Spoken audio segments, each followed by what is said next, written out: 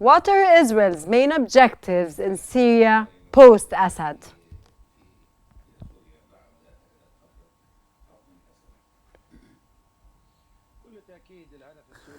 It's obvious that the main direction now is towards decimating the military power of the Syrian army and destabilizing the Syrian regime.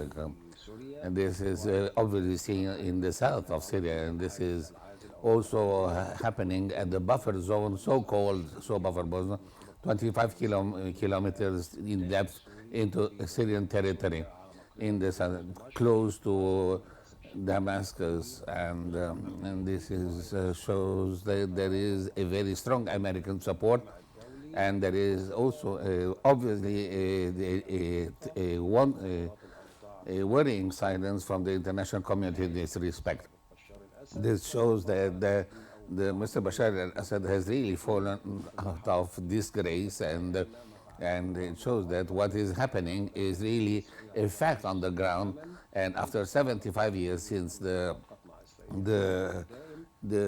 problem of the Palestinian 75 years of what, sir?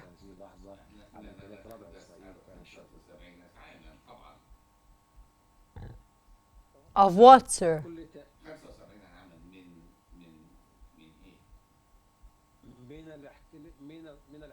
5 years of Israeli occupation of Arab lands. Israel's occupation of Arab lands. Of Arab lands. Okay, sir. I was just. Okay, we move on to Dr. Al-Aslan. How do Israel's actions reflect its broader regional ambitions, sir?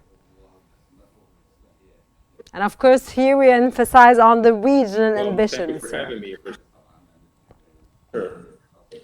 These actions do reflect broader regional ambitions.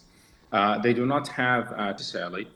They do include direct military intervention, as we have seen in the Golan Heights and Jabal al-Sheikh, also known as Mount Hermon. But regional ambitions go beyond that description.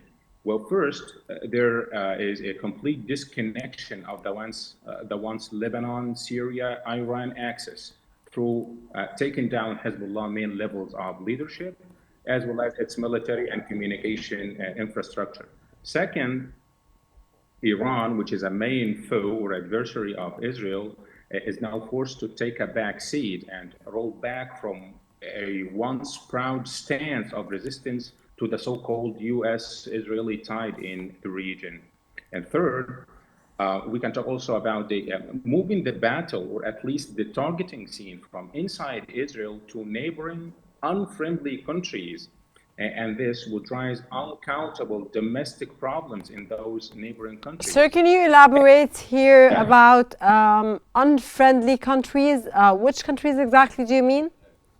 Well, unfriendly countries to Israel, of course, according to the Israeli narrative I'm talking. Who is friendly to Israel but the United States, sir?